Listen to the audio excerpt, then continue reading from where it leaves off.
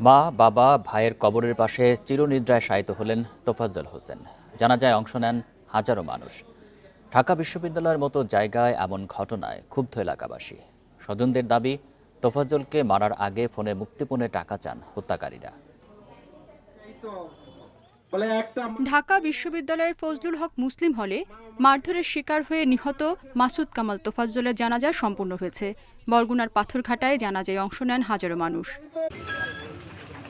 জানাজা শেষে পারিবারিক কবরস্থানে মা, বাবা আর ভাইয়ের পাশে দাফন করা হয় তোফাজ্জলকে। স্বজনদের দাবি, তোফাজ্জলকে মারার আগে ফোনে মুক্তিপণের টাকা চান হত্যাকারীরা। ওরা আমার কাছে বলে যে আমার দেবরের বাঁচাইতে চাইলে 2 লক্ষ টাকা দেন, আহ, আমরা নাইলে ওরা মারিয়ে ফেলাবো। এই বলার পর আমি বলছি যে আসলে ওর আত্মীয় স্বজন আছে, তাদের সাথে আলাপ করা হোক এবং যোগাযোগ